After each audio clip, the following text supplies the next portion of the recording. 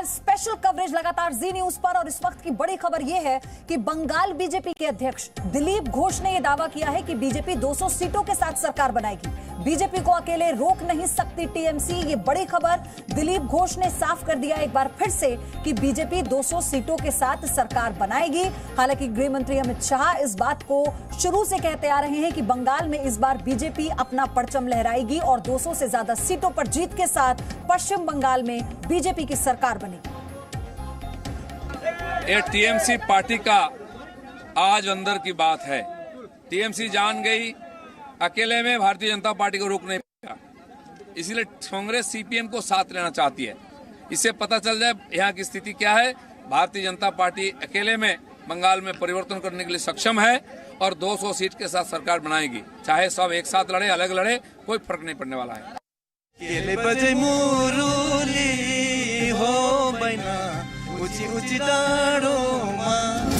दार्जिलिंग मांगे दीदी या मोदी, चाहे सेंट्रल गवर्नमेंट है चाहे स्टेट गवर्नमेंट, हम रिक्वेस्ट विनती करते हैं हम लोग को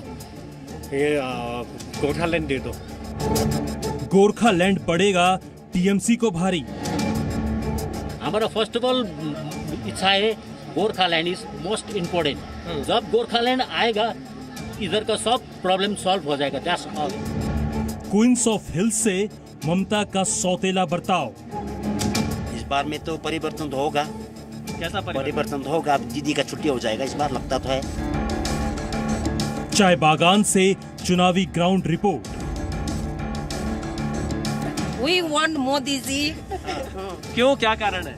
क्योंकि मोदी जी का जो भी काम करते मोदी जी अच्छे के लिए, भलाई के, सबके भलाई के लिए करते। लेकिन अब इस साल जब पश्चिम बंगाल में विधानसभा के चुनाव होने हैं तो दार्जिलिंग की जनता क्या सोच रही है, क्योंकि यहाँ पर गोरखालैंड एक बहुत बड़ा मुद्दा रहा है। इसके अलावा स्थानीय मुद्दे लोगों के क्या है ये हम जानेंगे। किसका बंगाल? पश्चिम बंगाल में विधानसभा चुनाव से पहले क्वीन ऑफ हिल्स दार्जिलिंग में भी राजनीतिक सरगर्मी तेज हो गई है। यहां के लोगों ने चुनाव से पहले गोरखालैंड की मांग फिर से उठानी शुरू कर दी। यहां के लोगों का आरोप है कि ममता बनर्जी सरकार उनके साथ सौतेला बर्ताव कर रही है, इसलिए उन्हें अलग राज्य चाहिए।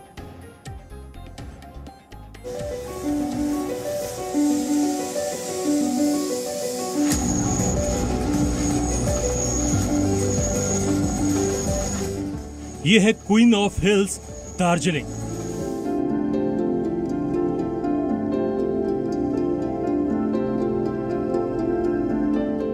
खूबसूरत वादियां, हर तरफ पर्यटकों का झुंड।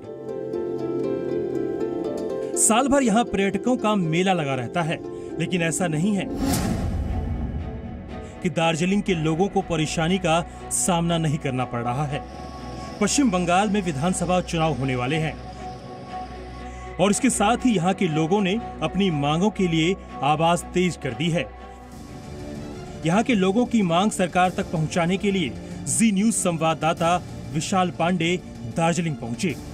दार्जिलिंग की जनता क्या सोच रही है, क्योंकि यहाँ पर गोरखालैंड एक बहुत बड़ा मुद्दा रहा है। इसके अलावा स्थानीय मुद्दे लोगों के क्या है ये हम जानेंगे बातचीत करने के लिए। और इसीलिए आप देखिए, सबसे पहले आपको हम तस्वीर दिखा देते हैं चारों तरफ की। अगर आप देखेंगे खूबसूरत पहाड़ यहाँ पर आपको दिखाई पड़ेंगे।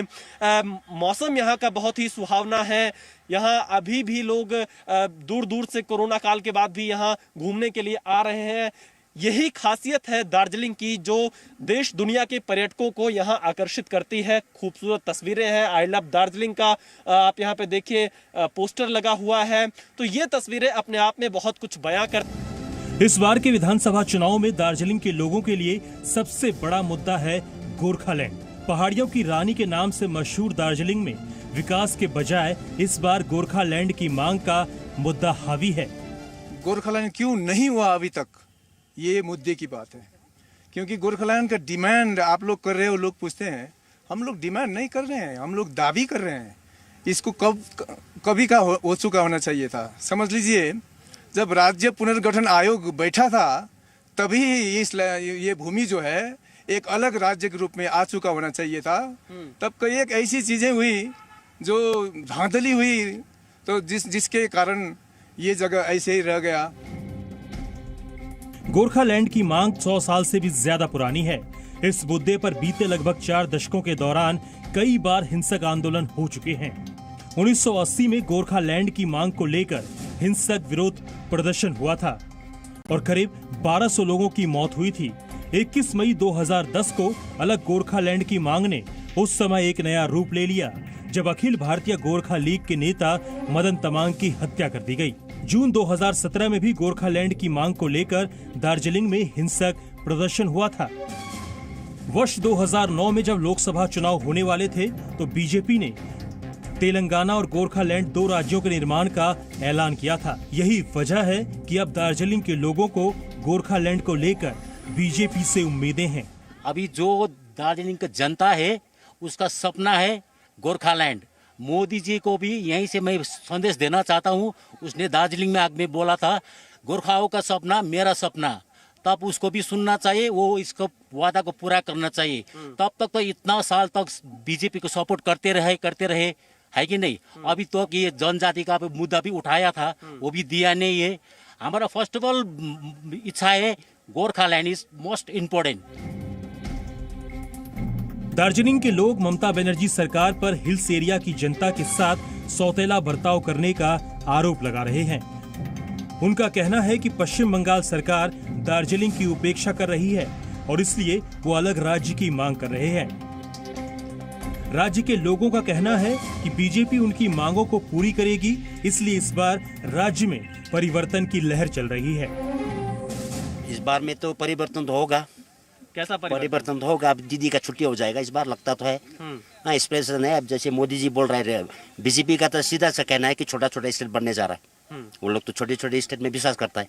हम लोगों को भी चाहिए, जो मिलता है सब चाहिए, डेवलप होना चाहिए, सब कुछ होना चाहिए। अरे हमारा संस्कार, हमारा कल्चर, हमारा वेशभूषा सब तो अलग है, कुछ तो मिलता नहीं। दार्जिलिंग में सबसे ताकतवर क्षेत्रीय पार्टी जिसका समर्थन करती है, जीत का सेहरा उसके माथे ही बनता रहता है। बीजेपी के जसवंत सिंह, एसएस आहलूवालिया या फिर पिछली बार चुनाव जीतने वाले राजू बिष्ट, तमाम लोग इसी फार्मूले से जीतते रहे हैं। लेकिन इस बार क्षेत्रीय पार्टी के साथ साथ इस बार नतीजों पर सबसे बड़ा असर डालेगा गोरखालैंड का मुद्दा। दार्जिलिंग के लोगों का कहना है कि जो गोरखालैंड की मांग के साथ होगा, वोट उसे ही मिलेंगे। बेरोजगारी एक बड़ा मुद्दा है, रोजगार यहाँ मुहैया कराना चाहिए, स्कूल के हालात सुधारने चाहिए, जो युवा हैं उनका ये कहना है। और इसके अलावा पश्चिम बंगाल का विकास और तेजी से कैसे हो, ये इनका सबसे बड़ा मुद्दा इस बार चुनाव में रहने वाला है। कैमरामैन एस जयदीप के साथ विशाल पांडे, जी मीडिया, दार्जिलिंग, पश्चिम बंगाल। दार्जिलिंग और तराई क्षेत्र में पंचायत चुनाव का मुद्दा भी इस बार जोर पकड़ रहा है। 2001 से ही दार्जिलिंग में पंचायत चुनाव नहीं हुए और इसके अलावा चाय बागानों में काम करने वाले मजदूरों की मजदूरी और सुविधा बढ़ाने की मांग भी जोर पकड़ चुकी है। दार्जिलिंग को बंगाल का मुकुट कहा जाता है, इसलिए राज्य में सत्ता पाने की इच्छा रखने वाली पार्टियां इस सीट को जीतने के लिए सारा जोर लगा देती हैं। इस बार विधानसभा चुनाव में वही जीतेगा जो यहाँ की जनता की मांगों को सुनेगा। गोरखालैंड के अलावा इस बार चुनाव के लिए एक और बड़ा मुद्दा है और वो है दार्जिलिंग और तराई क्षेत्र में पंचायत चुनाव कराने की मांग। वो तो होना ही चाहिए क्योंकि कॉन्स्टिट्यूशनली 3 टायर पंचायत जब तक नहीं होगा तब तक हमारा वो लैंड का बाइफर्केट, अभी क्या हुआ, सिलगढ़ी म्यूनिसिपैलिटी कॉर्पोरेशन हुआ ये, वो भी एक समय में दार्जिलिंग के अंडर था, वो बाइफर्केट हुआ। लेकिन जब 3 टायर पंचायत होगा, ये भी हमारा मुद्दा रहेगा क्योंकि वो भी सिलगढ़ी दार्जिलिंग डिस्ट्रिक्ट का ही था, अभी वो बाइफर्केट हुआ है, इसीलिए पंचायत चुनाव जरूरी है। इसके अलावा दार्जिलिंग के चाय बागानों में काम करने वाले मजदूर लंबे समय से अपनी मजदूरी बढ़ाने की मांग कर रहे हैं। स्थानीय लोगों का कहना है कि पश्चिम बंगाल की तरक्की में चाय बागान का अहम योगदान होने के बावजूद बागानों में काम करने वाले मजदूरों का जीवन स्तर सुधारने की ओर कोई ध्यान नहीं दे रहा है। 6,812 फीट की ऊंचाई पर दार्जिलिंग है और दार्जिलिंग का यह सबसे पुराना रेलवे स्टेशन है जहां पर टॉय ट्रेन चलती है। 1881 में स्टेशन बना था। ये तस्वीर आप देखिए, जो पर्यटक आते हैं उनके लिए ये सबसे बड़ा केंद्र होता है। यहाँ पर घूमते हैं, समय बिताते हैं, टॉय ट्रेन में सफ़र करते हैं और दार्जिलिंग अपनी इसी खूबसूरती के लिए जाना जाता है। चारों तरफ आपको देखिए पहाड़ दिखाई पड़ेंगे, लोग यहाँ के स्थानीय आपको दिखाई पड़ेंगे और यहाँ की जो चीजें रहती हैं उसी के पास लोग वक्त बिताने आना चाहते हैं, क्योंकि दार्जिलिंग बहुत ज्यादा अपनी खूबसूरती के लिए मशहूर है। तीसरा है यहाँ हमारा चाय बागान है। चाय बागान जो मजदूर है, ये मजदूर लोग को पहले जितना पैसा आपको था अभी थोड़ा बड़ा है, लेकिन उसको जो क्वालिटी ऑफ लाइफ जो बोलते हैं ना, उसको अभी तक भी सुधारा नहीं है। तो बंगाल चुनाव में मुद्दे कई हैं और चुनौतियां बड़ी हैं। एक छोटा सा break. Presenting B News app available on Google Play and App Store. Download it now.